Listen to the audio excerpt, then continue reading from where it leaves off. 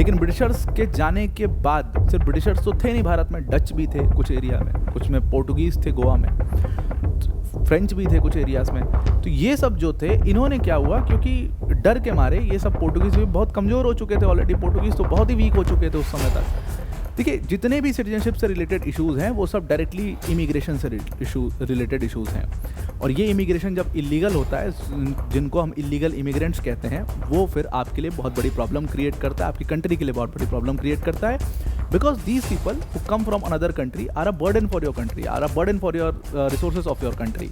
तो 1931 में एक सेंसस हुआ, और 1931 का जो सेंसस हुआ उसमें जो सेंसस कमिटी थी उसने ये कहा था कि असम जो है वो एक टिकिंग बॉम्ब है, और ये टिकिंग बॉम्ब कभी भी फट सकता है। नमस्कार दोस्तों, तो आई होप आप इंडियन पॉलिटी के जो हमारे लेक्चर्स हैं, लेक्चर की पूरी सीरीज़ है, उसको आप पूरी तरीके से फॉलो कर रहे होगे, और यूपीएससी मंजिल बाय अनअकैडमी का कंटेंट आपको अभी तक समझ में आ गया होगा। तो इंडियन पॉलिटी में हमने लास्ट डिस्कशन जो की थी वो सिटीजनशिप के ऊपर की थी।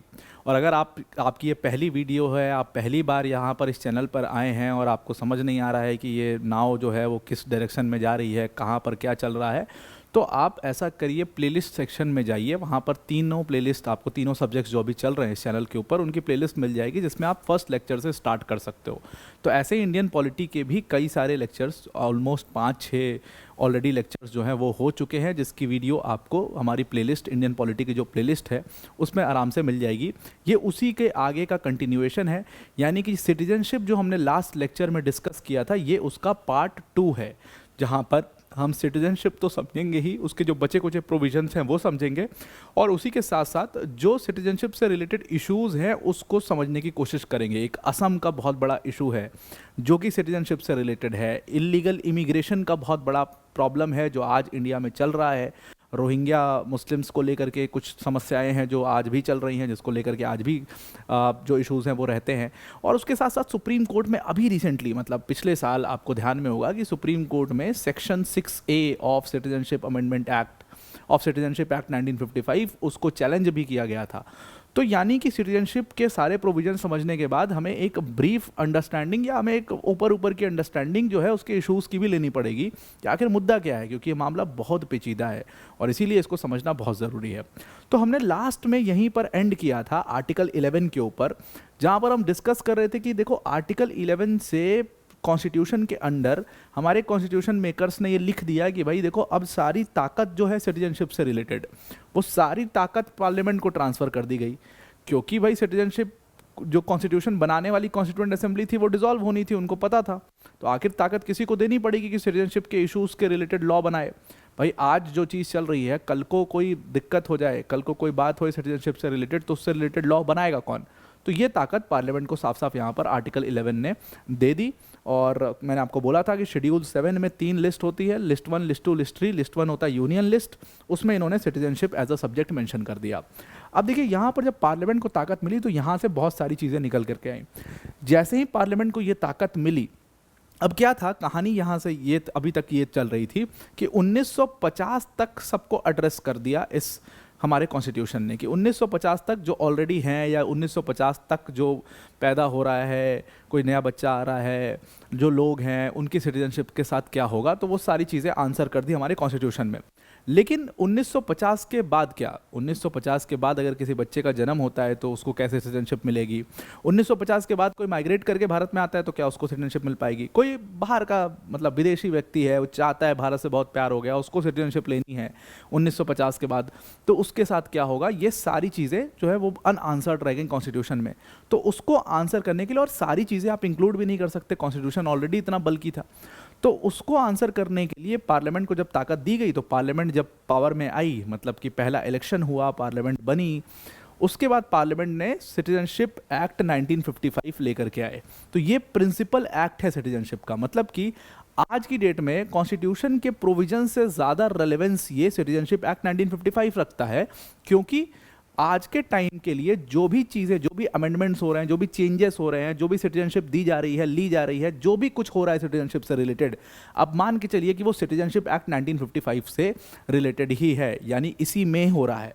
तो आपने अभी जो रिसेंटली सिटीजनशिप अमेंडमेंट एक्ट 2019 देखा था, जो 20 रिसेंटली तो नहीं, मतलब हो गए साल, लेकिन 2019 में जो हमने सिटीजनशिप अमेंडमेंट एक्ट देखा था जिसको लेकर के बड़ा झगड़ा हुआ था, वो सिटीजनशिप अमेंडमेंट एक्ट एक्चुअल में इसी सिटीजनशिप एक्ट 1955 के अंडर में वो अमेंडमेंट किया गया था। अभी मैं आपको आगे बताऊंगा भी कि वो अमेंडमेंट करके क्या ऐड किया गया, क्या क्या किया गया उससे, लेकिन वो अमेंडमेंट इसी में एक्ट में यानी सिटीजनशिप एक्ट 1955 के अंडर में किया गया था।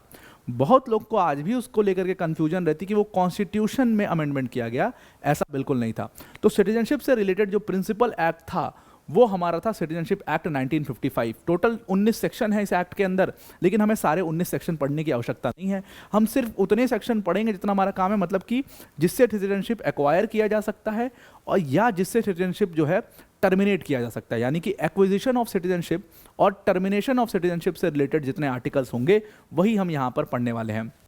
इसी के साथ साथ आपको एक बात और यहाँ पर ध्यान रखनी है कि जब आप सिटीजनशिप एक्ट 1955 पढ़ रहे होगे तो पहले हम प्रोविजंस को डिस्कस करेंगे और उसके बाद इस एक्ट से रिलेटेड सारे अमेंडमेंट्स और इस एक्ट से रिलेटेड जो इश्यूज थे उसको डिस्कस करेंगे। इस तरीके से हमारा पूरा लेक्चर होने वाला है। तो देखिए, सबसे पहले कुछ सिंपल आर्टिकल्स हैं, बहुत सिंपल। आर्टिकल 3, 4, 5, 6 और 7, ये जो 5 आर्टिकल्स यहाँ पर आपको दिखाई दे रहे हैं, ये एक्विजिशन ऑफ सिटीजनशिप के आर्टिकल्स हैं। यानी कि 1950 के बाद जो व्यक्ति सिटीजनशिप, किसी को सिटीजनशिप अगर लेनी है या किसी को डायरेक्टली सिटीजनशिप मिलनी है, वो सारी बातें लिखी हुई हैं हमारे इस आर्टिकल में, यानी कि आर्टिकल 3, 4, 5, 6 और 7 के अंदर। यानी कि ये आर्टिकल्स डील करते हैं एक्विजिशन ऑफ सिटीजनशिप से।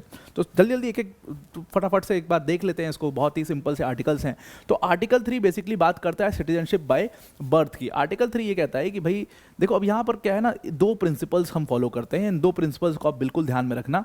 बाय बर्थ से रिलेटेड 2 प्रिंसिपल्स हैं, एक जस सोलाई है और दूसरा जस सैंग्विनिस है। अब मेरी स्पेलिंग अगर गलत हो रही होगी, इसको आप एक बार चेक कर लेना। तो जस सोलाई और जस सैंग्विनिस ये 2 प्रिंसिपल्स होते हैं जिससे नागरिकता दी जाती है। अब मैं आपको समझाता हूँ कि ये मामला है क्या एक्चुअल में। अब सिटीजनशिप बाय बर्थ का मतलब क्या है, जो लिखा हुआ है उस एक्ट के अंदर वो साफ साफ ये लिखा हुआ है कि जो भी भारत की टेरिटरी पर जन्म लेता है, जो भी भारत की टेरिटरी पर जन्म लेता है उसको ऑटोमेटिकली सिटीजनशिप मिल जाती है। और आपको भी यही पता होगा कि भाई भारत की टेरिटरी पर जिसने जन्म लिया उसको सिटीजनशिप मिल जाएगी। अब आप खुद सोच के देखो कि ये प्रॉब्लम कितनी बड़ी प्रॉब्लम क्रिएट कर सकता है। जैसे मैं आपको बताता था, जब मैंने आपको पिछले लेक्चर में बताया भी था कि जब मैक्सिको में ज़्यादातर ये देखा जाता है कि मैक्सिको से यूएस की तरफ लोग जाते हैं, ज़्यादातर जो प्रेग्नेंट महिलाएं होती हैं वो किसी तरीके से यूएस में घुस जाना चाहती हैं ताकि उनका बच्चा यूएस के सॉइल पर पैदा हो, और अगर वो यूएस के सॉइल पर पैदा होगा तो उसके पास यूएस की नागरिकता आ जाएगी, जिससे उसको सारे राइट्स मिलेंगे और फिर उसके पेरेंट्स को भी वो राइट्स मिल जाएंगे, क्योंकि पेरेंट्स को वहीं पर रहना पड़ेगा ना अपने बच्चे की देखभाल करने। पेरेंट्स को ऐसा थोड़ी कि भगा देंगे और बच्चे को अकेले छोड़ देंगे वहाँ पर। उस बच्चे की देखभाल के लिए पेरेंट्स का होना ज़रूरी है। यही सेम चीज़ आप भारत में अप्लाई करो। भारत के जितने भी पड़ोसी देश हैं सारे परेशान देश हैं। अब मान लीजिए बांग्लादेश से किसी ने इलीगल कोई इमिग्रेशन करके आया भारत के अंदर, और दोनों के बच्चे जो हैं, मतलब पूरे उस आदमी के और औरत के बच्चे जो हैं वो भारत में होते हैं, तो वो बच्चा क्योंकि वो भारत के सॉइल पर पैदा हो रहा है उसको नागरिकता मिलेगी। यही बात तो बाय बर्थ वाले आर्टिकल 3 कह रहा है। तो आर्टिकल 3 ये बात कह रहा है, और ये 2 प्रिंसिपल्स के होते हैं। एक जस सोलाई है जिसको हम कहते हैं बाय सॉइल, ये प्रिंसिपल है बाय सॉइल का, और ये जस सैंग्विनिस जो है ये है बाय ब्लड का। अब इन दोनों में समस्या क्या है कि जो कि मैंने आपको बताया, हम इंडिया में जस सोलाई फॉलो करते थे, पहले जस सोलाई का प्रिंसिपल फॉलो करते थे। यानी कि कोई भी अगर भारत के सॉइल पर पैदा हो रहा है, यानी कि इंडिया की टेरिटरी पर पैदा हो रहा है, सिर्फ उसको by the virtue of him being born in India, in the soil of India, in the territory of India, उसको ये नागरिकता मिल जाती थी और वो भारत का सिटीजन हो जाता था। और बच्चा अगर सिटीजन हो गया है तो फिर माँ बाप भी सिटीजन बन ही जाएंगे एक तरीके से, या मतलब वो रह ही जाएंगे, उनको डिपोर्ट तो किया नहीं जा सकता, बच्चे की देखभाल कौन करेगा। तो यही बात जो है वो उसको खूब मिसयूज़ किया गया, लंबे समय तक इसको खूब ज़्यादा मिसयूज़ किया गया, और ये बहुत क्योटिक चीज़ थी। हालांकि बाद में हमने इसमें अमेंडमेंट करके इसको चेंज किया, सिस्टम को थोड़ा, पूरी तरीके से चेंज नहीं हुआ है। मैं अभी आपको आगे जब अमेंडमेंट समझाऊंगा तो उसमें मैं आपको समझाऊंगा। तो 2 बार इसमें अमेंडमेंट किए गए हैं इस आर्टिकल 3 के अंदर। एक 1986 में अमेंडमेंट किया गया और एक 2003 में अमेंडमेंट किया गया। 1986 का amendment is bit of more important. 2003 का भी अमेंडमेंट जो है वो इंपॉर्टेंट है, हम देखेंगे इसको। उसके बाद आता है आर्टिकल 4। अब article 4 basically citizenship amendment, citizenship act 1955 का ये कहता है कि सिटीजनशिप बाय डिसेंट भी दी जा सकती है। मान लीजिए कोई भारत की धरती पर पैदा नहीं भी हो रहा है, लेकिन अगर उसके कोई भी पेरेंट्स, कोई भी मतलब आज की डेट में तो मेल फीमेल दोनों का है, लेकिन जो पहले आर्टिकल 4 में लिखा हुआ था वो सिर्फ पेरेंट यानी फादर का लिखा हुआ था।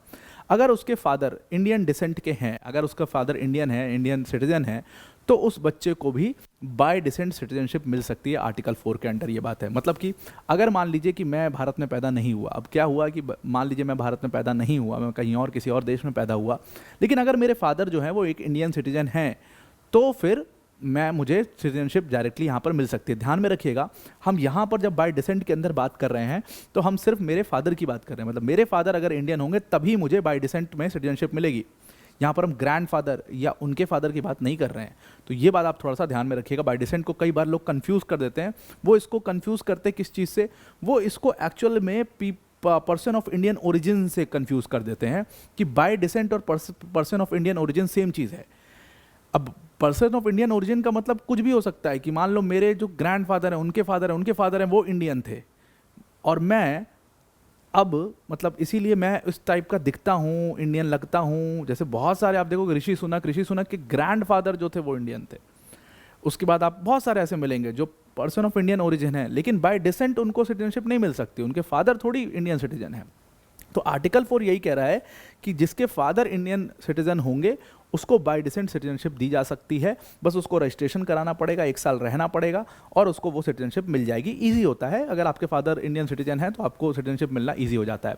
अब ये सोचिए आप कितना ख़राब मतलब प्रोसेस है कि इसमें साफ साफ लिखा हुआ था आर्टिकल 4 के मतलब सेक्शन 4 के अंदर।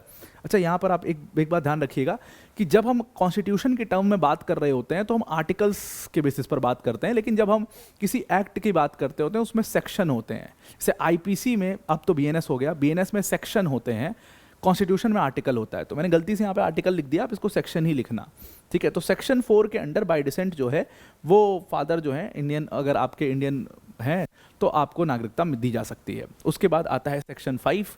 सेक्शन 5 बेसिकली कहता है कि रजिस्ट्रेशन के माध्यम से भी, मान लो अब कोई व्यक्ति है, उसके फादर भी सिटीजन नहीं है इंडिया के, और वो इंडिया में पैदा भी नहीं हुआ है, वो किसी भी तरीके से इंडिया से रिलेटेड भी नहीं है, लेकिन he is a person of Indian origin.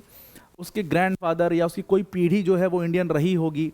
और अब देखिए क्या होगा ना, ब्रिटिशर जब आए थे हमारे देश में, तो ब्रिटिशर्स ने जब राज करना शुरू किया तो बहुत सारी इंडियन फैमिलीज जो ठीक ठाक वेल ऑफ फैमिलीज थी, खासतौर से बिजनेस क्लास की जो फैमिलीज थी, वो यहाँ से मूव कर गई थी। बहुत बड़ी मात्रा में लोग मूव किए थे दूसरी कंट्रीज़ में।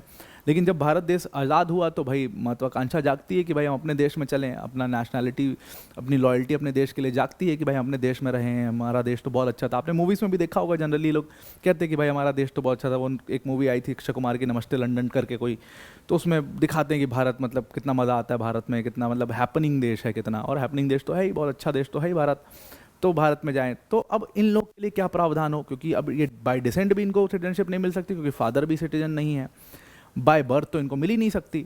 तो उसके लिए प्रावधान डाला गया आर्टिकल 5 का कि भाई इनको बाय रजिस्ट्रेशन आप सिटीजनशिप दे सकते हो। ज़्यादातर जो पर्सन ऑफ इंडियन ओरिजिन है उन्होंने ये जो सिटीजनशिप ली वो इसी बाय रजिस्ट्रेशन उन्होंने सिटीजनशिप ली। और सबसे सिंपल तरीका होता है बाय रजिस्ट्रेशन का, ये आप रजिस्ट्रेशन कराइए और उसके बाद आप 7 साल कम से कम भारत में रह करके दिखाइए कि भाई आप भारत के लायक हैं, उसके बाद आपको सिटीजनशिप दी जा सकती है। ये सबसे सिंपल तरीका है। उसके बाद आता है bye naturalisation, that is section 6। Section 6 bye naturalisation का मतलब, जैसे आपने तस्लीमा नसीम का नाम सुना होगा, उनको नागरिकता भारत की दी गई थी। जैसे आपने अदनान सामी का नाम सुना होगा, Adnan Sami is a very good singer, Bharat की पाकिस्तानी सिंगर थे, भारत की नागरिकता उनको मिल गई। तो जो भी आर्ट की फील्ड में, अभी मान लो इलॉन मस्क है, अब इलॉन मस्क भारत आ जाए और कह दे आकर के कि भाई मुझे नागरिकता चाहिए भारत की, कूद करके मतलब छलांग मार के नागरिकता उसको भारत की दी जाएगी, because he has done so much in his life, वो भारत के लिए एक एसेट साबित होगा। तो ऐसे जो लोग हैं जो एसेट भारत के लिए साबित हो सकते हैं, उनको हम बाय नेचुरलाइजेशन यानी कि सेक्शन 6 के अंदर सिटीजनशिप देते हैं।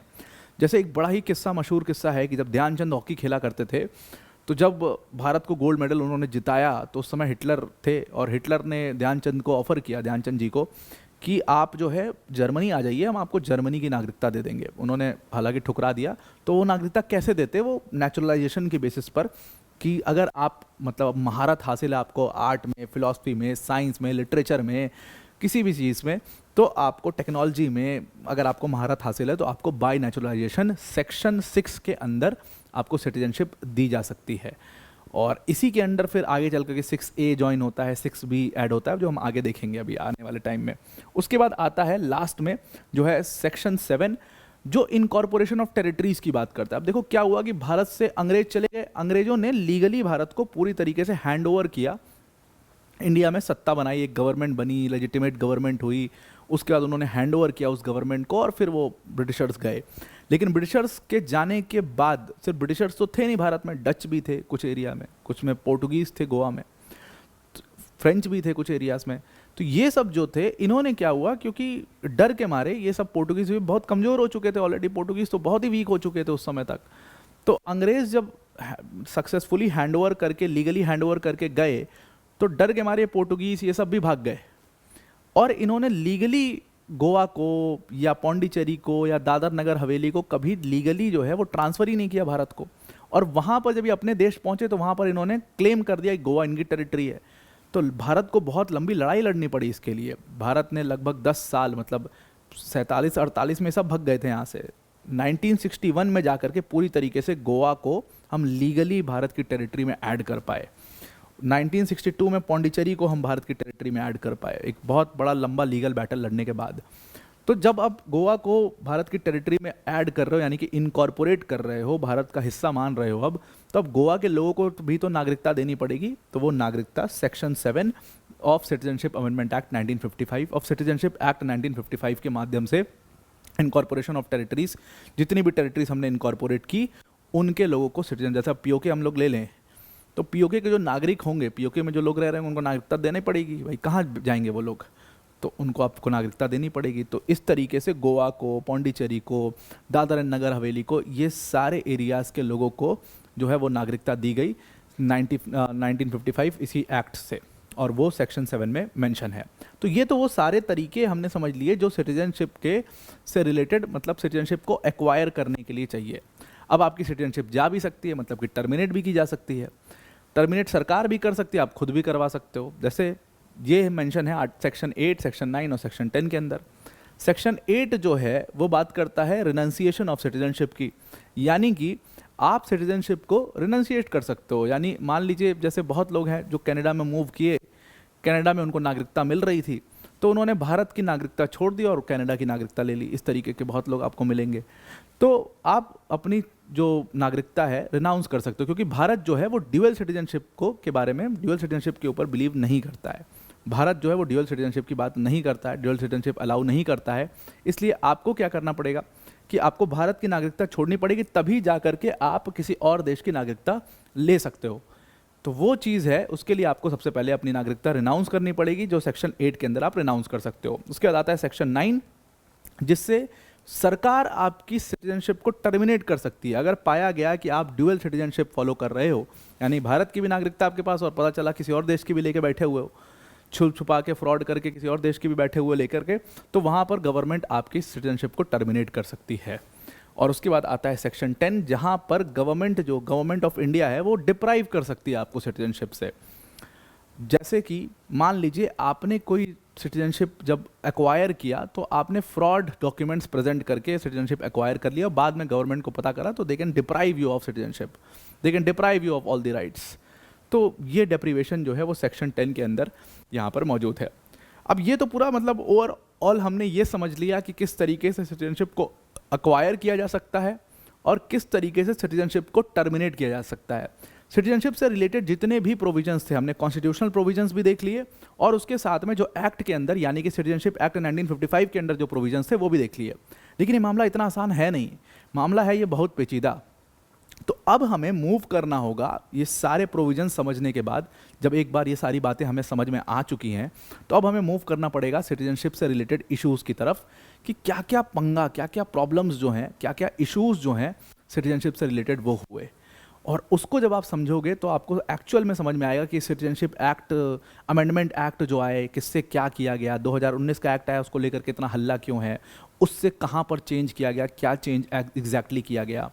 आपको समझ में आएगा कि ये एनआरसी क्या है। ये सारी चीज़ें जो है वो पिक्चर आपको तब क्लियर हो पाएगी जब आप ये पूरा इशू समझ लोगे।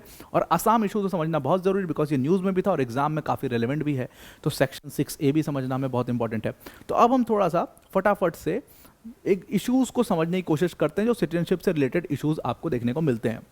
अब इश्यूज़ के ऊपर मूव करने से पहले थोड़ा सा मैं आपको भूमिका बांध देता हूँ कि क्या हुआ। देखिए, जितने भी सिटीजनशिप से रिलेटेड इश्यूज़ हैं वो सब डायरेक्टली इमिग्रेशन से रिलेटेड इश्यूज़ हैं।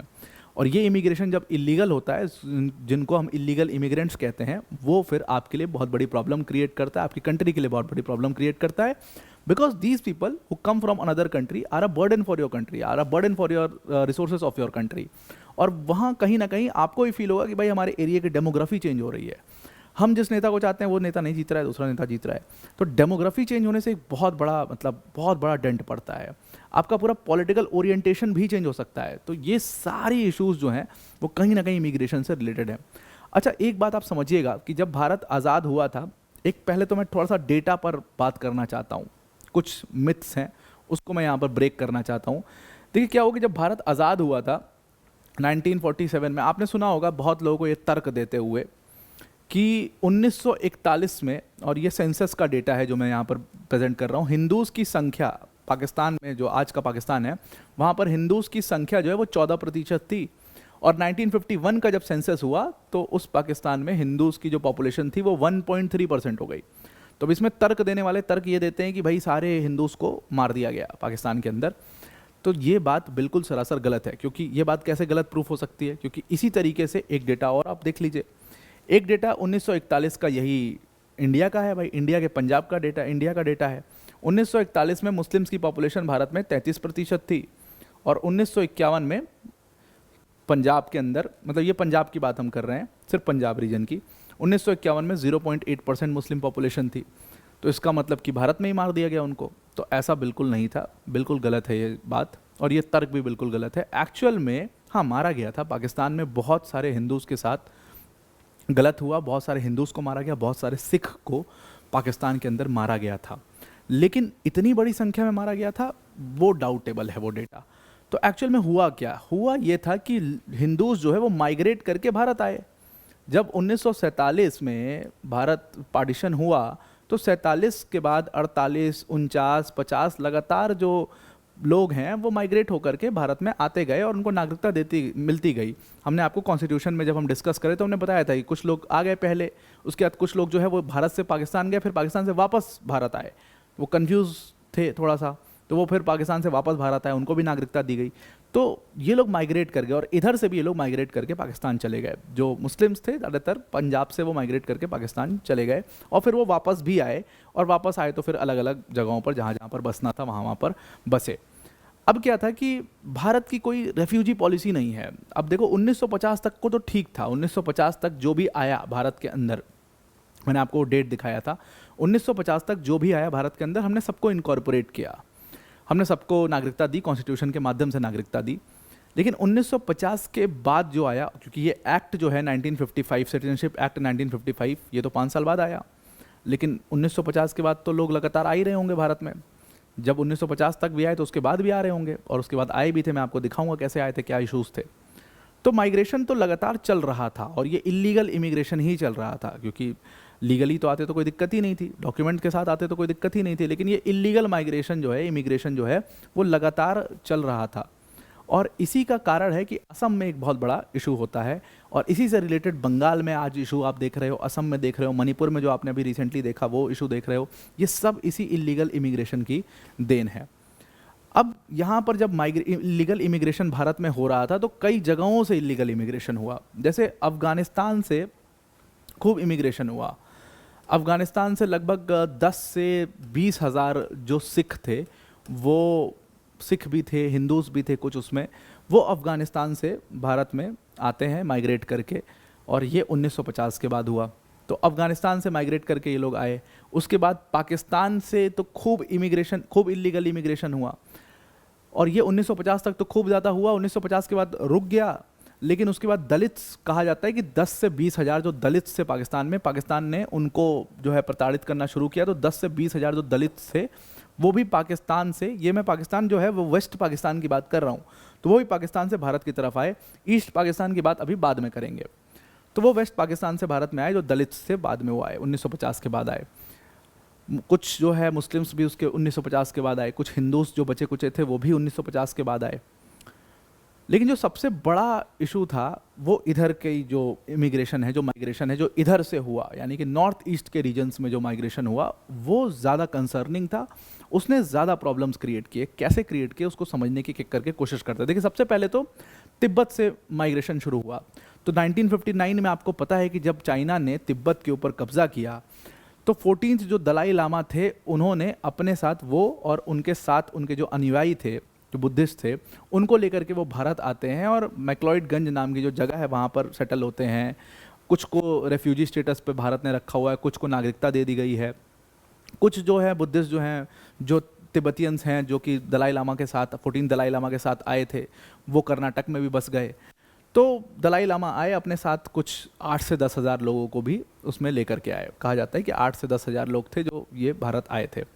इसके साथ बर्मा से भी खूब ज़्यादा इमिग्रेशन होता है। अब बर्मा का जो इमिग्रेशन था, बर्मा में एक मतलब 1982 के टाइम पर बर्मा के अंदर बर्मा सिटीजनशिप एक्ट लाया जाता है, और उस बर्मा सिटीजनशिप एक्ट के माध्यम से 1982 में जो सिटीजनशिप थी रोहिंग्या मुस्लिम्स की, उसको रातों रात छीन लिया जाता है। रोहिंग्या मुस्लिम्स का क्राइसिस जो आज चल रहा है वो 1982 के उस सिटीजनशिप एक्ट से रिलेटेड है। तो बर्मा में ये सिटीजनशिप एक्ट 1982 लेके आया जाता है, और रोहिंग्या मुस्लिम्स की जो नागरिकता थी रातों रात उनको स्टेटलेस कर दिया जाता है। और इसके बाद जो रोहिंग्या मुस्लिम्स के साथ अत्याचार वहाँ पर बर्मा के अंदर शुरू होता है, मारकाट शुरू होती है, दंगे होते हैं। तो रोहिंग्या मुस्लिम्स जो है वो भाग करके बांग्लादेश में घुसते हैं। बांग्लादेश में कुछ तो घुसते हैं भाग करके। अब देखिए, म्यांमार था, तो यहाँ से ये जो है क्रॉस करके ये बांग्लादेश में घुसते हैं। उसके बाद कुछ यहाँ से ये क्रॉस करके बांग्लादेश में घुसते हैं, और उसके साथ साथ ये जो है इन पूरे नॉर्थ ईस्ट के जो रीजन्स हैं, आपको अरुणाचल प्रदेश, नागालैंड, मणिपुर, मिजोरम, जो म्यांमार से जिनकी बाउंड्री लग रही है, ये इन रीजन्स में भी घुसते हैं। तो आज का जो आप रोहिंग्या इशू देख रहे हो, ये आज का इशू नहीं, ये एक्चुअली में बहुत पुराना इशू है।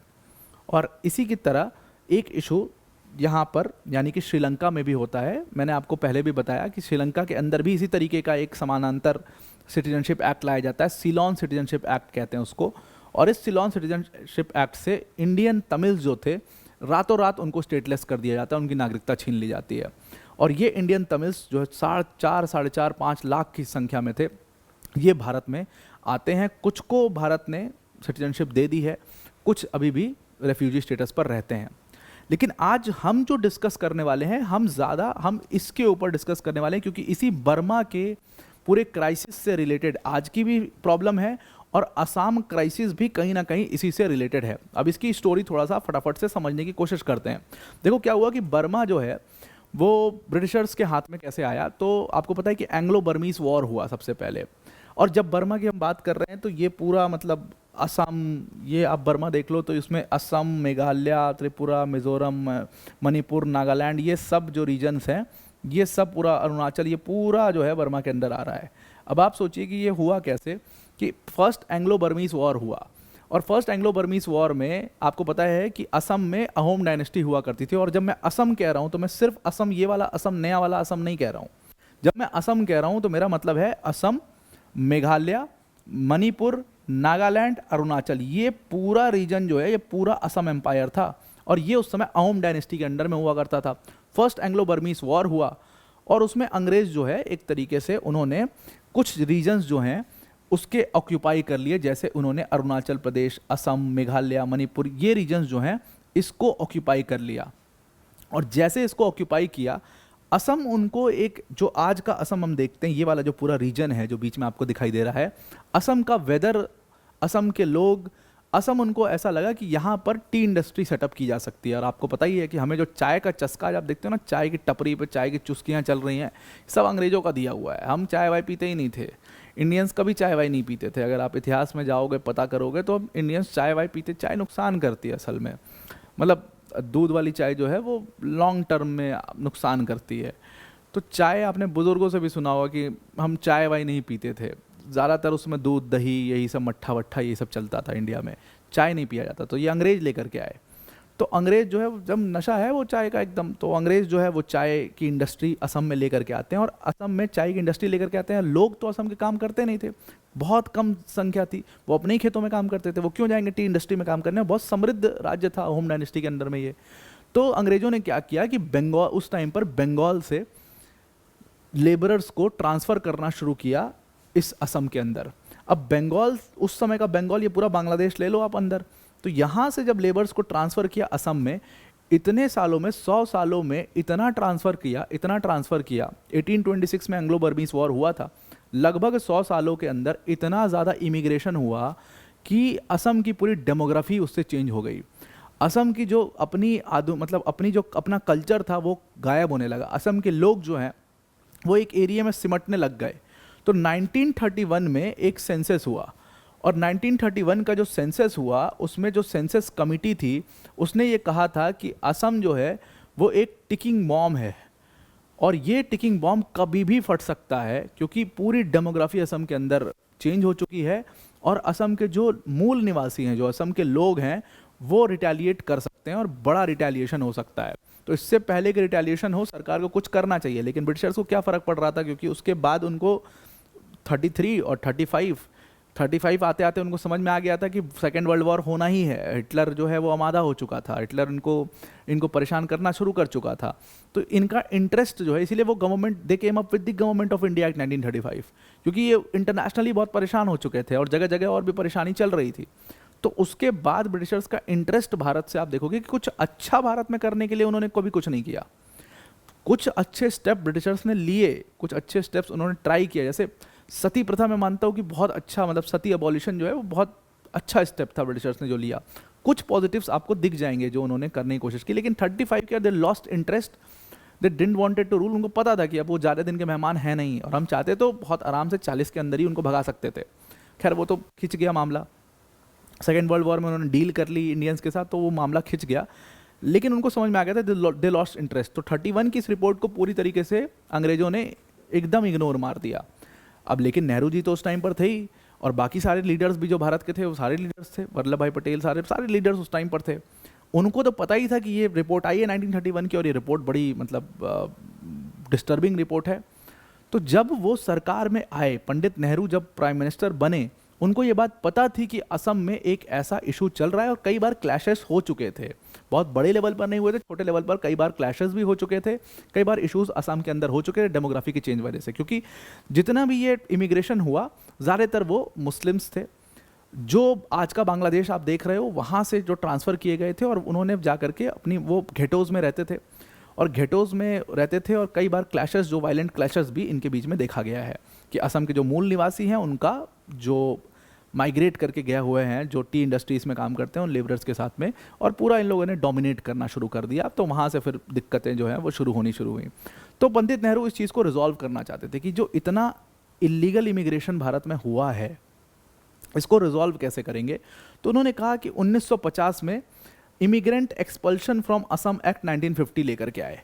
अब इस immigrant expulsion from Assam act 1950 में साफ साफ उन्होंने लिख दिया कि भाई देखो, हम क्या करेंगे, हम जितने भी सिटीजन, जो भी लोग हैं जो भारत के सिटीजन नहीं हैं, जिनके पास कोई भारत का डॉक्यूमेंट नहीं है, जो भारत की धरती पर पैदा नहीं हो, जो आज का भारत की धरती है उस पर जन्म नहीं लिया है, और उसके बाद ये 1950 के बाद ये भारत में आ रहे हैं, तो उनको जो है पकड़ करके अरेस्ट किया जाएगा और उसके बाद डिटेन करके उनको डिपोर्ट कर दिया जाएगा। ये बात पंडित नेहरू ने इस एक्सपल्शन एक्ट में कर दी थी। मतलब उनको एक्सपल किया जाएगा, यानी कि उनको अपने देश में वापस भेजा जाएगा, जिस भी देश के वो हैं उस देश में उनको वापस भेज दिया जाएगा। और इसको उन्होंने लागू करने के लिए, अब आप एक बात और सोचिएगा कि जो सिटीजनशिप अमेंडमेंट एक्ट 2019 आया और उसको लेकर के बड़ा हंगामा हुआ, कांग्रेस ने भी बड़ा हंगामा किया। कांग्रेस ने कहा कि भाई देखो, अभी सिटीजनशिप अमेंडमेंट एक्ट 2019 ये लोग लेके आए हैं, फिर इसके बाद ये लोग एनआरसी लेके आएंगे, असम में एनआरसी करवाएंगे और जितने भी मुस्लिम्स हैं उनको बेघर कर देंगे, ऐसा कांग्रेस ने कहा था और एनआरसी का विरोध किया था। अब आप जान करके शॉक्ड हो जाओगे कि पहला एनआरसी भारत में पंडित नेहरू ने ही करवाया था और इसी असम के लिए करवाया था। कैसे करवाया था वो समझना। तो 1950 में पंडित नेहरू ये एक्ट लेकर के आते हैं। पंडित नेहरू ने कह दिया कि भाई हम सारे जो इलीगल इमिग्रेंट हैं सबको भगा देंगे। लेकिन तभी उनका नेहरू लियाकत पैक्ट हो जाता है 1950 के अंदर, और 1950 में जब ये नेहरू लियाकत पैक्ट होता है तो उसके बाद तो टेक्निकली हम बिल्कुल ये पूरा एक्ट ही ख़राब हो जाता है कि अब तो आप भेज ही नहीं पाओगे उनको वापस, क्योंकि आए तो पाकिस्तान से ही, बांग्लादेश ईस्ट पाकिस्तान ही तो था, तो ईस्ट पाकिस्तान से ही आए थे, और पाकिस्तान में नेहरू लियाकत पैक्ट में हमने साफ कह दिया था कि भाई हम नहीं वापस रिपोर्ट करेंगे किसी को। तो अब ये समस्या नेहरू लियाकत पैक्ट के बाद, और अब फिर रिलेशन और ख़राब करने की बात थी, तो रिलेशन और ख़राब करना नहीं चाहते थे पंडित नेहरू, तो इसीलिए उन्होंने इसको लागू ही नहीं किया। लेकिन उनको ये बात पता थी, असम इशू पता था बहुत अच्छे से, उसकी उनको जानकारी थी। उन्होंने क्या किया कि जब इलेक्शन 1951 में होने थे, 1951-52 में इलेक्शन होने थे, उन्होंने इस इलेक्शन का जो इलेक्टोरल रोल यानी कि मतदाता सूची, जब ये वोटर लिस्ट यानी कि इलेक्टोरल रोल मतदाता सूची जो बनी, उसी को एज एन एनआरसी उन्होंने रजिस्टर करा लिया। बस ऑफिशियली एनआरसी नहीं करवाया, कंडक्ट नहीं करवाया, एज एन एनआरसी उसी इलेक्टोरल रोल को उन्होंने रजिस्टर करा लिया कि भाई जिसके पास वोटिंग राइट है 51 में, उसको हम मान लेंगे कि वो लोग सिटीजन हैं। जो लोग वोट दे रहे हैं, जिनका वोटर लिस्ट में नाम आ गया, मतलब उनके पास कोई डॉक्यूमेंट है तो वोटर लिस्ट में नाम आ गया है, उनको हम मान लेंगे कि ये लोग सिटीजन हैं। इस वोटर लिस्ट के बाहर का अगर कोई व्यक्ति होगा, उसको फिर हम उसके ऊपर जब डंडा चलाना होगा तो हम डंडा चलाएंगे। ये उन्होंने डिसाइड करके रख लिया था। लेकिन पंडित नेहरू ने इसके बाद टेक्निकली अगर आप देखो तो कुछ भी नहीं किया। इस असम इशू को बिल्कुल ब्लाइंड आई उन्होंने वो हो गए, इसके लिए उन्होंने कुछ भी नहीं किया। मतलब बहुत अंडरस्टूड सा मामला है, बहुत अंडरस्टूड सा मामला है कि उन्होंने क्यों नहीं किया, क्योंकि वो बाकी चीज़ों में उलझे रहे। पहले एग्रीकल्चर, कम्युनिटी डेवलपमेंट प्रोग्राम्स, और उसके बाद फिर हैवी इंडस्ट्रीज़ के ऊपर फोकस और तमाम चीज़ें थी, तो उन्होंने असम पर ध्यान नहीं दिया उसके बाद। अब इसके बाद क्या होता है, 1951 में ये एनआरसी करा करके पंडित नेहरू चुप हो गए। लेकिन 1952 में एक बहुत बड़ा इशू जो है वो काफ़ी सीरियस रूप से एविडेंट हो रहा था, जो पाकिस्तान के अंदर चल रहा था, और इसी की वजह से लगातार जो इलीगल इमिग्रेशन है वो पाकिस्तान के अलग अलग रीजन से भारत में हो रहे थे, और उसका कारण था जो लैंग्वेज वॉरफेयर है वो। अब क्या था कि पाकिस्तान की इतनी बड़ी दिक्कत है, या पता नहीं पाकिस्तान ने बेवकूफ़ी क्यों की, पाकिस्तान को जिन लोगों ने बनाया उन्होंने ये बेवकूफ़ी क्यों ही की। तो पाकिस्तान ने क्या किया कि अपने यहाँ पर ऑफिशियल लैंग्वेज उर्दू को बना दिया, जबकि उर्दू पाकिस्तान की लैंग्वेज है ही नहीं। उर्दू में सिंधी बोली जाती है, पाकिस्तान में सिंधी बोली जाती है, पाकिस्तान में पंजाबी बोली जाती है, पश्तून, खैबर पख्तूनख्वा और उस सब का जो रीजन है वहाँ पर पश्तूनी बोली जाती है। उर्दू पाकिस्तान की लैंग्वेज है नहीं। Urdu is a very Indian language and it has come from Meerut. तो लेकिन उन्होंने उर्दू को थोपना शुरू कर दिया लोगों पर, और लैंग्वेज एक ऐसी चीज़ है जिसका झगड़ा बहुत बड़ा होता है। आप आज इंडिया में आप देखो कि यही तुम मराठी बोलो, यही तुम ये बोलो, यही तुम वो बोलो, क्यों हो रहा है? Because of the linguistic division of states. उसका प्रॉब्लम आज हमें फेस करना पड़ रहा है। और हर कमेटी जिसने वो किया था, मैंने आपको बताया भी था कि सारी कमेटी जिसने रिसर्च किया था उसके ऊपर, सबने ये कहा था कि लिंग्विस्टिक डिवीजन मत करो स्टेट्स का, दिक्कत होगी, और वो दिक्कत आज हम फेस कर रहे हैं पूरी तरीके से। तो अब क्या किया कि यहाँ पर इन्होंने लैंग्वेज का 1952 में पाकिस्तान ने उर्दू लैंग्वेज को पाकिस्तान में ऑफिशियल लैंग्वेज बनाया गया। अब बांग्लादेश के जो मुस्लिम्स थे वो थे तो मुस्लिम्स, लेकिन वो बांग्ला भाषा बोलते थे, वो बांग्ला भाषी थे, तो उनको सेकेंड क्लास सिटीजन का दर्जा दिया जाने लगा। और इसी की वजह से लैंग्वेज को लेकर के ईस्ट पाकिस्तान जो आज का बांग्लादेश है उसमें क्लैशेस शुरू होना शुरू हुए, और पाकिस्तान की जो सरकार थी वो बहुत बुरी तरीके से इन प्रोटेस्ट को दबाती थी, प्रोटेस्टर्स को पीटती थी, उनको जेल में भर दिया जाता था। तो इसकी वजह से अच्छी लाइफ के लिए लोग वहाँ से भाग करके भारत में घुसना शुरू हुए। लगातार इमिग्रेशन जो है वो 52 से होता रहा। ये बात भारत की सरकार को बहुत अच्छे से समझ में भी आ रही थी, और उनको पता था कि ये एक दिन फटने वाला है, ये एक दिन बड़ा इशू बन सकता है। तो 1964 में आपको पता है कि पंडित नेहरू की मृत्यु होती है। 62 का इंडो चाइना वॉर होता है, भारत हारता है उसमें, और पंडित नेहरू उससे बहुत आहत होते हैं, और फिर पंडित नेहरू की उसमें डेथ हो जाती है। और उसके बाद लाल बहादुर शास्त्री भारत के प्रधानमंत्री बनते हैं, और बहुत ही ज़बरदस्त प्रधानमंत्री। लाल बहादुर शास्त्री का वैसे टर्म बहुत एवरेज टर्म रहा। 65 का वॉर हुआ, 65 के वॉर में उन्होंने बहुत ही, मतलब भारत की जो क्षमता थी वो निकल करके आई। बहुत ही एवरेज टर्म था, लेकिन उन्होंने कुछ स्टेप्स बहुत ही बढ़िया लिए। जैसे एग्रीकल्चर के जो स्टेप्स लिए थे लाल बहादुर शास्त्री साहब ने, बहुत अच्छे, और इसीलिए उनको जय जवान जय किसान का नारा दिया जाता है। तो लाल बहादुर शास्त्री 1964 में आए। उन्होंने बहुत अच्छे से इस बात को समझा कि जो इलीगल इमिग्रेशन भारत के अंदर हो रहा है, ख़ासतौर से असम के रीजन में और बाकियों के अगल बगल के बंगाल के रीजन में और भी रीजन में, ये नॉर्थ ईस्ट के रीजन में बहुत बड़ा अनरेस्ट क्रिएट करेगा। 1964 के अंदर वो लेकर के आते हैं फॉरेनर्स एक्ट 1946। जो फॉरेनर्स एक्ट 1946 था उसको लागू करने के लिए, मतलब कि ये तो आज़ादी के पहले ही फॉरेनर्स एक्ट 1946 आ गया था, जिसके माध्यम से, जिससे ये कहा गया था कि भाई कोई भी जो इलीगल इमिग्रेंट है उसको अरेस्ट किया जाएगा, उसको नोटिस दी जाएगी, और नोटिस देने के बाद वो व्यक्ति जो है उसको खुद प्रूव करना पड़ेगा अपनी सिटीजनशिप। ये बात फॉरेनर्स एक्ट 1946 में कही गई थी। तो इसको लागू करने के लिए लाल बहादुर शास्त्री साहब ने 1964 रूल्स लेकर के आए और उससे उन्होंने फॉरेन ट्रिब्यूनल्स बनाए कि जितने भी ये सिटीजनशिप से रिलेटेड मामले हैं ये जल्दी जल्दी इसका निपटारा हो, ये फॉरेन ट्रिब्यूनल्स इसको जल्दी से जल्दी निपटाएं और इन लोगों को अरेस्ट किया गया है, जिनको डिपोर्ट करो, इनको भगाओ यहाँ से, इनको भेजो बाहर। और बर्डन ऑफ प्रूफ भी क्योंकि सिटीजन उन्हीं लोग के ऊपर होता था, तो डॉक्यूमेंट अगर आपके पास टेक्निकली नहीं है तो आप कुछ नहीं कर पाओगे। अगर आप अरेस्ट हो गए आप कुछ नहीं कर पाओगे, तो आपको सीधा डिपोर्ट ही किया जाना है। मतलब ट्रिब्यूनल सीधा उस पर अपनी जजमेंट देगी और आप डिपोर्ट हो जाओगे। इनफैक्ट लाल बहादुर शास्त्री साहब ने यह भी कहा था कि हम नेशनल आइडेंटिटी कार्ड बनाएंगे, हम नेशनल आइडेंटिटी कार्ड बनाएंगे सारे सिटीजन्स के लिए भारत के। ऑल्दो ये चीज़ जो है वो लागू नहीं हो पाई, नहीं बन पाया एनआईसी, क्योंकि लाल बहादुर शास्त्री, आपको पता है कि जस्ट इसके एक साल बाद 65 में भारत और पाकिस्तान का वॉर होता है। भारत पाकिस्तान के वॉर में भारत जीतता है। फिर ताशकंद जाते हैं लाल बहादुर शास्त्री साहब, ताशकंद में साइन करने जाते हैं सीज़ फायर और वहाँ पर उनकी अकस्मात मृत्यु हो जाती है। और उसके बाद इंदिरा गांधी जी भारत की प्रधानमंत्री बनती हैं। लेकिन इंदिरा गांधी जी 67 में बनती हैं प्राइम मिनिस्टर, लेकिन 67 में उनका सरकार बहुत वीक होती है। मतलब उनको सपोर्ट चाहिए होता है, गूंगी गुड़िया कह के उनको बैठाया जाता है। कामराज का पूरा इशू चल रहा था, कामराज का झगड़ा जो है वो मोरारजी देसाई के साथ चल रहा था। और ये सब कुछ दिक्कत जो है वो पूरी कांग्रेस दो हिस्सों में टूट चुकी थी। एक कांग्रेस सिंडिकेट था, एक कांग्रेस ओरिजिनल कांग्रेस थी। दुनिया भर का मतलब ये सारा इशू चल रहा था। तो इंदिरा गांधी ने कभी इलीगल इमिग्रेशन के ऊपर ध्यान ही नहीं दिया जब तक उनकी कमज़ोर सरकार रही।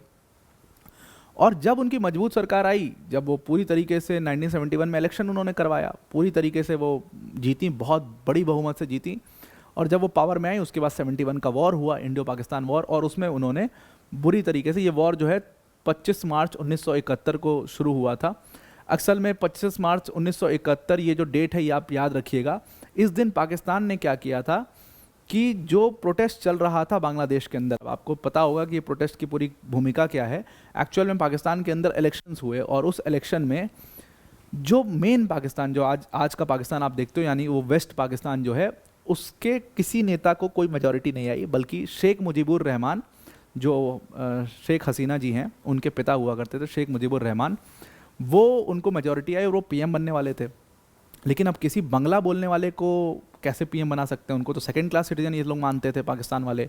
तो वो सरकार ही नहीं डिसॉल्व कर रहे थे, वो उनको पीएम बना ही नहीं रहे थे। और इससे प्रोटेस्ट जो है वो बांग्लादेश, मतलब आज का जो बांग्लादेश है और उस समय का ईस्ट पाकिस्तान था, वहाँ पर प्रोटेस्ट शुरू हुए। उस प्रोटेस्ट को दबाने के लिए पाकिस्तान ने अपनी सेना भेजी और सेना ने 25 मार्च 1971 को ऑपरेशन सर्टलाइट पाकिस्तान के अंदर, मतलब बांग्लादेश के अंदर शुरू किया और खड़ा करा करके कई सारे कॉलेज के स्टूडेंट्स जो प्रोटेस्ट कर रहे थे उनको गोली मरवा दी गई। और बहुत ब्रूटल तरीके से याया खान, याकूब खान, आपने इनका नाम सुना होगा, उन्होंने ऑपरेशन सर्टलाइट में बहुत बुरी तरीके से इनको करना शुरू किया। और उसके बाद भारत की सेना जो है वो एंटर करती है। भारत की सेना 13 दिन में इनको 97,000 जो सैनिक थे पाकिस्तान के, उन्होंने सरेंडर कर दिया और भारत वो युद्ध बड़े आराम से 13 दिन के अंदर निपटाया और जीत गए। तो 1971 में इंडो पाक वॉर होता है और इसी के बाद 1979 में असम मूवमेंट शुरू हो जाता है। अब असम मूवमेंट की जो भूमिका है वो मैंने आपको ऑलरेडी समझा दी कि क्योंकि इतना इलीगल इमिग्रेशन असम के अंदर हुआ था टी प्लांटेशन की वजह से, कि असम के लोग उससे बहुत ज़्यादा दुखी थे और उन लोग का डिमांड था कि भाई ये जो इलीगल इमिग्रेशन हुआ है असम के अंदर, इन लोगों को भगाओ वापस इनके देश, क्योंकि ये हमारे एक तो असम की डेमोग्राफी बदल रहे हैं और फिर इनके क्लैशेस भी होते हैं और जो हमारी आइडेंटिटी है, जो असमीज आइडेंटिटी है, ये कहीं ना कहीं उसको इम्पैक्ट करते हैं, कहीं ना कहीं ये उसको छेड़ रहे हैं, तो इनको सबको भगाओ। और इसीलिए असम मूवमेंट की शुरुआत होती है। अब जब असम मूवमेंट की शुरुआत होती है तो ये आपको पता है कि 1979 में इंदिरा गांधी जो है वो फिर से प्राइम मिनिस्टर बन गई थी। इंदिरा गांधी का 2 साल का जो कार्यकाल था, इंदिरा गांधी चुनाव असल में हार गई थी जनता पार्टी से। मोरारजी देसाई पीएम बन जाते हैं 1977 में जो इलेक्शंस हुए। तो मोरारजी देसाई 77, 78 रहे और 79 में उनकी सरकार गिर गई और उसी समय ये असम मूवमेंट शुरू हुआ, क्योंकि असम के लोगों को जनता पार्टी ने ये भरोसा दिया था कि वो लोग इनका जो इशू है उसको रिजॉल्व करेंगे। अब असम मूवमेंट 1979 में इसीलिए शुरू हुआ क्योंकि इंदिरा गांधी फिर से आ गई और इन लोगों को इंदिरा गांधी से कोई उम्मीद नहीं थी कि ये उनके इशूज़ को सुनेंगी, क्योंकि इंदिरा गांधी ने ऑलरेडी शेख मुजीबुर रहमान के साथ एक पैक्ट साइन कर लिया था। आपको पता है कि ये इंडो पाकिस्तान वॉर जब ख़त्म हुआ, जब भारत जीता, तो इंदिरा गांधी और शेख हसीना शेख मुजीबुर रहमान, इंदिरा गांधी और शेख मुजीबुर रहमान के बीच में एक अग्रीमेंट साइन होता है 1972 में, और उस अग्रीमेंट से शेख मुजीबुर रहमान इस चीज़ के लिए तैयार हो गए कि जो भी लोग इलीगली इमिग्रेट करके भारत में गए हैं इस डेट के बाद, यानी कि 25 मार्च 1971 के बाद जो लोग गए हैं, इस ऑपरेशन सेटेलाइट की वजह से लोग भागना शुरू हुए, भारत की तरफ भागे और भारत की सीमा में घुसे, तो उनको शेख मुजीबुर रहमान ने कहा कि मैं एक्सेप्ट करने के लिए तैयार हूँ, मैं अपने देश में ले लूँगा उनको। लेकिन भाई पता कैसे चलेगा कि कौन इस डेट के बाद भागा है? कोई रजिस्टर में एंट्री तो हुई नहीं है, वो तो तारों के नीचे से, टनल के अंदर से और कैसे कैसे तो घुस करके घुस गए हैं। अब पता कैसे चलेगा कौन कब आया है? इसके लिए या तो आप एनआरसी कंडक्ट कराओ, वो एनआरसी कंडक्ट कराया नहीं था इंदिरा गांधी ने, तो एग्रीमेंट तो हो गया था, लेकिन शेख मुजीबुर रहमान को पता था कि ये भेजेगी कैसे, पहले तो सबको अरेस्ट करो और उसके बाद इनको वापस भेजो, तो बहुत डिफिकल्ट काम है। तो वही हुआ भी, कुछ उसका टेक्निकली कोई मतलब ही नहीं था इस अग्रीमेंट का। और जो असम मूवमेंट था, वो असम मूवमेंट एक्चुअल में शुरू किया गया था ऑल असम स्टूडेंट्स यूनियन द्वारा। ऑल असम स्टूडेंट यूनियन ने शुरू किया और उन्होंने 1978 में मंगलाडोई की सीट पर एक बाय इलेक्शन होना था, उसको पूरी तरीके से बॉयकॉट किया उन्होंने। और आपको पता है कि 77 में मोरारजी देसाई जब जीते तो उन्होंने पूरा आश्वासन दिया था आसू को, आसू ऑल असम स्टूडेंट यूनियन उस समय भी था, उसको पूरा आश्वासन दिया गया था, असम के लोगों को पूरा आश्वासन दिया गया था कि आपके इशूज़ को रिजॉल्व किया जाएगा। और ये आप समझिए कि उस समय इंदिरा गांधी के लिए सबसे बड़ा चैलेंज स्टूडेंट यूनियन ही हुआ करते थे। आपको पता है कि जो ये इलेक्शंस हारी थी इंदिरा गांधी, उसमें बहुत बड़ा रोल स्टूडेंट इलेक्शन का था, मतलब स्टूडेंट यूनियन का था, क्योंकि स्टूडेंट यूनियन, इसीलिए कांग्रेस जो है वो स्टूडेंट यूनियन से बड़ा दूर रहती है। तो स्टूडेंट यूनियन ने गुजरात में सरकार गिरा दी थी। जयप्रकाश नारायण के साथ सारे स्टूडेंट यूनियन के ही लड़के थे, नीतीश कुमार, लालू प्रसाद यादव, उस समय रामविलास पासवान, ये सब लोग स्टूडेंट यूनियन के हुआ करते थे। और ये सब लोग जयप्रकाश नारायण के कंधे पे बंदूक रख के इन्होंने चलाई और इंदिरा गांधी की सरकार गिर गई, मतलब वो चुनाव हार गई। तो इंदिरा गांधी, तो इनको मोरारजी देसाई की सरकार को पता था कि स्टूडेंट यूनियन की ताकत क्या है, तो इन्होंने उसको आश्वासन दिया था आसू को, यानी कि ऑल असम स्टूडेंट यूनियन को, कि आपके इशू को रिजॉल्व किया जाएगा। मंगलाडोई की सीट थी, उसको पूरी तरीके से इलेक्शन बाय इलेक्शन होने थे, उसको पूरी तरीके से इन लोगों ने बॉयकॉट भी किया। और इनकी एक ही डिमांड थी, इनकी डिमांड थी 3D। 3D इनकी डिमांड क्या थी कि मतलब सबसे पहले आप डिटेन करिए सब लोग को, जितने भी लीगल इमिग्रेंट हैं, उसके बाद इनका नाम वोटर लिस्ट में से डिलीट करिए और उसके बाद इनको डिपोर्ट करिए। ये 3 डिमांड थी D3। और जो डिटेंशन है, अब बताया जाएगा किसको डिटेन करें, किस इलीगल इमिग्रेंट को, कब से ये इलीगल इमिग्रेशन चल रहा है, तो कब की डेट लें इसमें। तो आसू का डिमांड था कि ये डेट जो है ना, जो पंडित नेहरू ने सबसे पहले एनआरसी करवाई थी कंडक्ट 1951 में, उस तक 1951 की उस एनआरसी में जिसका जिसका नाम था उसको मान लिया जाएगा वो भारत का सिटीजन है। उसके बाद जितने लोग आए, मतलब कि 1952 से आज तक 79 तक जितने लोग आए हैं, उन सबको यहाँ से भगाइए, उन सबको पहले डिटेन करिए, उसके बाद उनका नाम वोटर लिस्ट से हटाइए और उनको फिर डिपोर्ट करिए। ये आसू की डिमांड थी। लेकिन इंदिरा गांधी की सरकार दोबारा आई 79 में और आसू ने ये डिमांड किया इंदिरा गांधी से, इंदिरा गांधी मानने को तैयार नहीं। इंदिरा गांधी ने बिल्कुल मना कर दिया, एकदम इस बात पर ध्यान देना ही बंद कर दिया। उसके बाद असम के अंदर जो नेक्स्ट इलेक्शंस थे वो थे, और ये पूरा प्रोटेस्ट अभी चल रहा है लगातार, और धीरे धीरे ये प्रोटेस्ट, इंदिरा गांधी ने ज़्यादा ध्यान नहीं दिया इस प्रोटेस्ट के ऊपर, क्योंकि वो पंजाब में बहुत उलझ चुकी थी उस मामले इस समय तक। और आपको ध्यान में होगा कि ये 1980 का जो दौर था वो इंदिरा गांधी के लिए बहुत बुरा था। एक तो असम में ये सारा पंगा चल रहा था उनके खिलाफ, पंजाब में उनके नेता और उनके बेटे संजय गांधी, और उसमें बहुत लोग का, ज्ञानी जैल सिंह का नाम आता है और भी कई लोगों का नाम आता है, जिनकी वजह से खालिस्तान सेपरेटिज्म जो है पंजाब के अंदर वो पनपना शुरू हो चुका था इस टाइम तक। तो वो पंजाब को लेकर के बड़ा परेशान थी, वहाँ पे बहुत उलझी हुई थी वो ऑलरेडी। तो वहाँ पर वो देख रही थी पंजाब को कैसे रिजॉल्व करना है, तो इसलिए असम पर ध्यान नहीं दे रही थी। और असम में विधानसभा के इलेक्शन होने थे 1983 के अंदर, तो 126 सीट थी विधानसभा की, 126 में से 109 पर तो नामांकन हो गए, लेकिन बाकी की जो बची कुची सीट थी किसी ने उसके ऊपर अपना पर्चा ही नहीं भरा।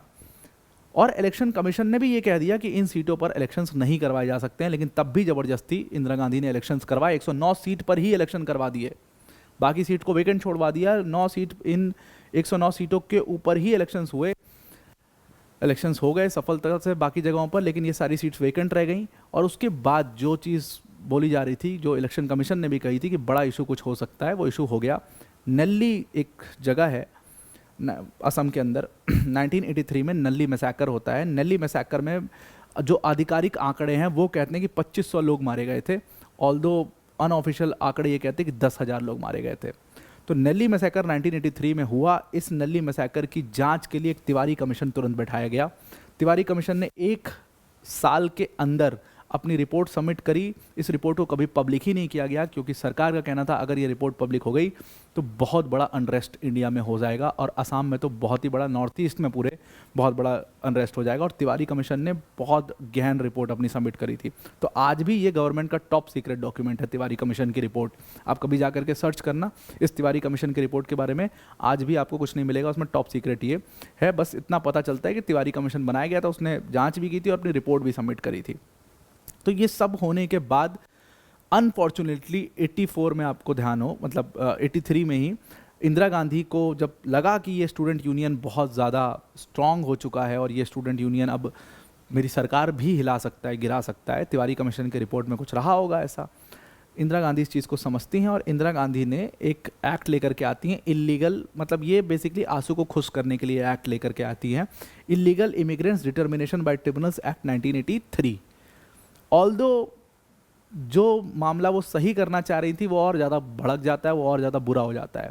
इसमें इन्होंने कट ऑफ डेट जो है वो फिर से वही 25 मार्च, बहुत ज़िद्दी थी इंदिरा गांधी, तो 25 मार्च 1971 की डेट कट ऑफ रख देती हैं। यानी कि जो हम यहाँ पर आपको बोल रहे थे ना कि आंसू का डिमांड ये था कि भाई जो 1951 में पंडित नेहरू ने जो एनआरसी कंडक्ट कराया था आप उसकी डेट मानो, कट ऑफ डेट 1951 की लो।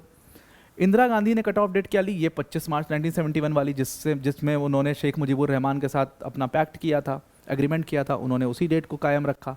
तो इंदिरा गांधी नया एक्ट तो लेकर के आ गए, लेकिन बात उन्होंने सेम ही रखी कि इसको कट ऑफ डेट रखा, और इसके बाद जो भारत के अंदर इलीगल इमिग्रेशन हुआ होगा इस डेट के बाद उन लोगों को डिटेन किया जाएगा, उन लोगों का नाम डिलीट किया जाएगा, उन लोगों को डिपोर्ट किया जाएगा।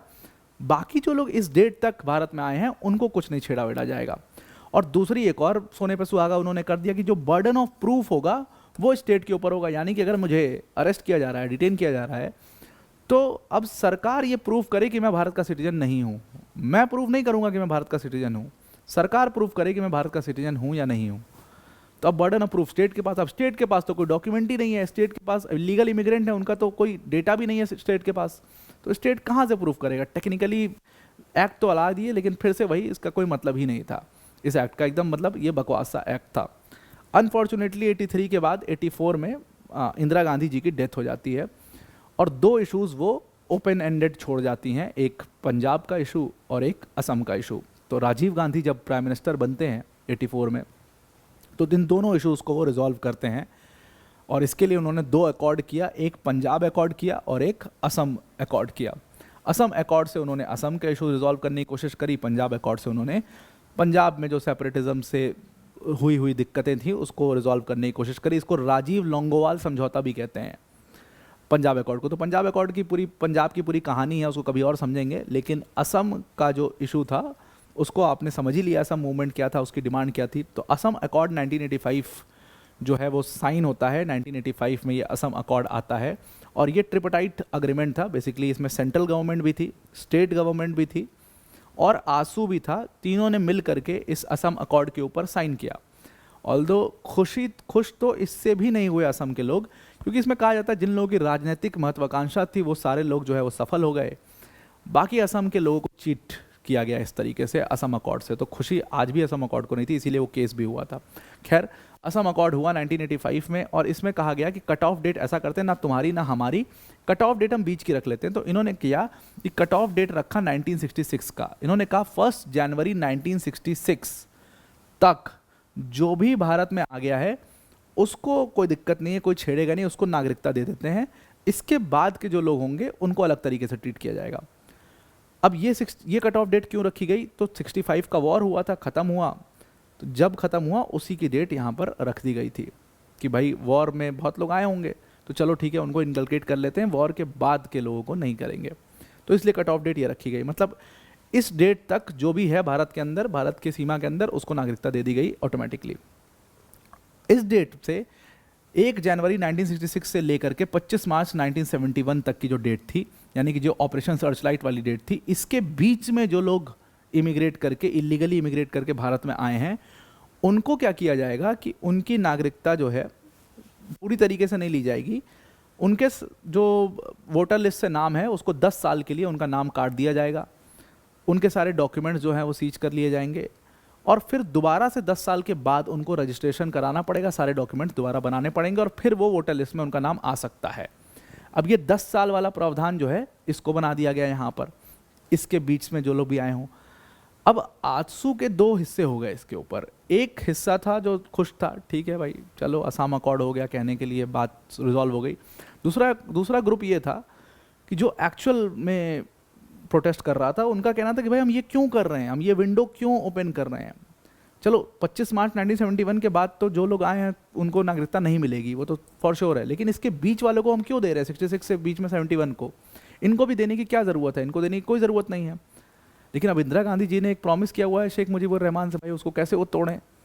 अब भेज तो सकती नहीं है, कहाँ भेजोगे इन लोग को, क्या करोगे, मार दोगे, क्या करोगे, क्योंकि देश एक्सेप्ट भी तो करे, बांग्लादेश एक्सेप्ट करे ना कि भाई ये हमारे लोग हैं, हम इनको वापस ले रहे हैं, वो तो करेगा नहीं, तो आप करोगे क्या। तो इसलिए इस विंडो को रख दिया गया कि चलो 10 साल तक इनको वोटर लिस्ट से हटा देंगे, डेमोग्राफी ताकि चेंज ना हो, और 10 साल के बाद इनको दोबारा से इनकलकेट किया जाएगा। अब लोगों का कहना था भाई डेमोग्राफी तो 10 साल बाद चेंज हो जाएगी, फिर तो मतलब तो कुछ हुआ ही नहीं इसको करने का।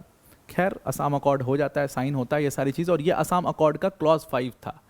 अब इसके बाद इसको इंक्लूड भी करना था, तो इसके बाद सिटीजनशिप अमेंडमेंट एक्ट 1985 लेकर के आते हैं। अब यहाँ पर माफ़ी चाहता हूँ, यहाँ पर गलती से कॉन्स्टिट्यूशनल लिख गया है, ये एक्चुअल में सिटीजनशिप है, ये सिटीजनशिप है। तो सिटीजनशिप एक्ट 1985 ये लोग लेकर के आते हैं, और इस सिटीजनशिप एक्ट अमेंडमेंट एक्ट 1985 की मदद से सिटीजनशिप एक्ट 1955 के अंडर सेक्शन 6A को ऐड कर देते हैं। और ये सेक्शन 6A कुछ नहीं है, ये जो अभी हम क्लॉज 5 डिस्कस कर रहे थे असम अकॉर्ड का, ये वही क्लॉज 5 है, उसी की सारी बातें इन्होंने सेक्शन 6A के अंडर लिख दी। क्या बातें लिख दी कि भाई जो 1 जनवरी 1966 तक भारत में होगा उसको नागरिकता मिल जाएगी। 1 जनवरी 1966 से लेकर के 25 मार्च 1971 के बीच का जो विंडो है, जितने लोग इसमें आए हैं उनको 10 साल के लिए वोटर लिस्ट से हटा दिया जाएगा, सारे डॉक्यूमेंट्स ये वो, फिर उनको फिर से रजिस्ट्रेशन कराना पड़ेगा, ये सारी चीज़ें 6A के अंदर इन्होंने लिख दी। और ध्यान में रखिएगा आर्टिकल 6 जो है, मतलब सेक्शन 6 जो है वो बाय नेचुरलाइजेशन है, मतलब सिटीजनशिप जिसमें बाय नेचुरलाइजेशन दी जाती है, उसी में सेक्शन 6A को यहाँ पर ज्वाइन किया गया, सेक्शन 6A को यहाँ पर ऐड किया गया, और असम अकॉर्ड का क्लॉज 5 की सारी बातें उसमें लिख दी गई। उसके बाद एक और अमेंडमेंट किया गया जिसको हम अमेंडमेंट 1986 का अमेंडमेंट कहते हैं। इस 1986 के अमेंडमेंट से हमने एक छोटा सा चेंज किया। 86 के अमेंडमेंट से जो हम जस्ट सोलाई का प्रिंसिपल फॉलो कर रहे थे उसको हमने चेंज करके जस्ट सैंगुइनिस का प्रिंसिपल किया, और इस जस्ट सैंगुइनिस के अंदर भी हमने एक प्रावधान बनाया कि भाई इसमें मेल और फीमेल दोनों को इंक्लूड किया, यानी कि फादर डिसेंट के माध्यम में, डिसेंट में सिर्फ फादर का नागरिकता ली जा रही थी, अब डिसेंट के में फादर और मदर दोनों की सिटीजनशिप कंसिडर की जाएगी, यानी कि अगर आपकी मदर भी इंडियन सिटीजन है तो भी आपको बाय डिसेंट वो सिटीजन मिल सकता है, वो सिटीजनशिप मिल सकती है। तो इससे दोनों में चेंज किया गया, यानी कि सेक्शन 4 में भी और सेक्शन 3 में भी। सेक्शन 3 में बाय बर्थ वाला जो था उसमें जस्ट सोलाई के प्रिंसिपल को चेंज करके जस्ट सैंगुइनिस के प्रिंसिपल को कर दिया गया। और जो सिटीजनशिप एक्ट अमेंडमेंट एक्ट 2019 अभी रिसेंटली आया था, जिसके माध्यम से ये कहा गया कि जो भी माइनॉरिटीज़ हैं हमारे पड़ोसी देशों के, सारे पड़ोसी देश जो मुस्लिम बाहुल्य देश हैं, उनकी जो माइनॉरिटीज़ हैं, चाहे वो बुद्ध हैं, चाहे वो बुद्धिस्ट हैं, चाहे वो सिख हैं, चाहे वो जैन हैं, जो भी माइनॉरिटीज़, चाहे वो हिंदूज़ हैं, उनको नागरिकता भारत में दी जाएगी। ये बात हमने अभी जो 2019 में अमेंडमेंट किया उसमें सेक्शन 6B हमने ऐड किया, ये आपसे पूछा जा सकता है। उस सेक्शन B को भी हमने सिटीजनशिप अमेंडमेंट एक्ट में, सिटीजनशिप एक्ट 1955 में ऐड किया, और उसमें हमने वो बात लिखी हुई है।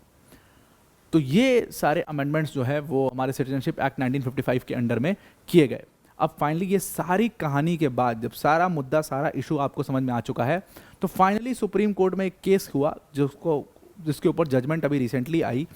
इस सुप्रीम कोर्ट के केस में सेक्शन 6A जो है सिटीजनशिप एक्ट 1955 का, उसको चैलेंज किया गया, और 3 सवाल मोटे मोटे पूछे गए। पहला सवाल ये था कि क्या पार्लियामेंट के पास इतनी ताकत है कि वो सिटीजनशिप से रिलेटेड लॉ बना सकता है, पहला सवाल। दूसरा सवाल इसमें पूछा गया कि क्या सेक्शन 6A जो है वो एक्सटर्नल अग्रेशन को बढ़ावा नहीं दे रहा है, और तीसरा सवाल यहाँ पर पूछा गया कि क्या जो हम सिटीजनशिप दे रहे हैं इन लोगों को, जो हमने एक विंडो बनाई कि 10 साल तक बाहर हो जाएंगे, फिर 10 साल के बाद इनको मिल जाएगी, क्या इससे असमीज पीपल का राइट, जो असमीज के, असम के लोकल लोग थे, जो मूल निवासी थे, क्या उनके राइट्स को हम इन्फ्रिंज नहीं कर रहे हैं। सुप्रीम कोर्ट ने एक एक करके तीनों सवालों के जवाब दिए। सबसे पहले मतलब सेक्शन 6A की वैलिडिटी को चैलेंज किया गया था। सबसे पहले तो उन्होंने सेक्शन 6A को सही ठहराया, उसकी वैलिडिटी को लीगल ठहराया। और जब यहाँ पर ये जो पार्लियामेंट से रिलेटेड सवाल था उसमें उन्होंने कहा कि हाँ भाई इसीलिए तो आर्टिकल 11 है आपके कॉन्स्टिट्यूशन के अंदर। आप देखो कॉन्स्टिट्यूशन में आर्टिकल 11 है और आर्टिकल 11 पूरी ताकत देता है पार्लियामेंट को कि वो सिटीजनशिप से रिलेटेड कोई भी लॉ बना सकता है, और अगर उन्होंने कोई अमेंडमेंट किया है तो वो भी बिल्कुल सही है। तो यहाँ पर आप किसी भी तरीके से उसको वायलेटिव नहीं कह सकते हो। दूसरी बात रही एक्सटर्नल अग्रेशन की, इसके ऊपर सुप्रीम कोर्ट ने कहा कि देखिए अगर ये एक्सटर्नल अग्रेशन लग रहा है तो ये सरकार का फेलियर है, ये सरकार का फेलियर, और गवर्नमेंट को इसके ऊपर स्टेप लेना चाहिए, इसको रोकना चाहिए। और तीसरी बात कि क्या आप एसएमईज पीपल के राइट को इन्फ्रिंज कर रहे हैं? सुप्रीम कोर्ट ने कहा कोई एसएमईज पीपल का राइट इन्फ्रिंज नहीं हो रहा है। भारत एक सेकुलर देश है और इस देश में हर धर्म के हर वर्ग के लोगों की सेम रिस्पेक्ट है, सबको सेम राइट्स यहाँ पर प्रोवाइड किए जाते हैं। तो किसी एक को राइट प्रोवाइड करने का मतलब ये नहीं कि दूसरे के राइट इन्फ्रिंज हो रहे हैं, ऐसा बिल्कुल नहीं है। तो एसएमईज लोग के राइट कुछ इन्फ्रिंज नहीं हो रहे हैं, और इसीलिए सेक्शन 6A को भारत में अपहेल्ड किया सुप्रीम कोर्ट ने। और इसका पूरा जो जजमेंट है वो पढ़िएगा आप, काफ़ी इंपॉर्टेंट है, और इससे रिलेटेड कुछ इंपॉर्टेंट केसेस भी हैं जो मैं आपको आने वाले समय में बताऊंगा। तो आज की डिस्कशन के लिए इतना ही। आई होप आपको सिटीजनशिप और उससे रिलेटेड सारे इश्यूज़ जो है वो इस वीडियो के अंदर में काफ़ी अच्छे समझ में आ चुके होंगे। तो आज के लिए इतना ही। Thank you and have a nice day.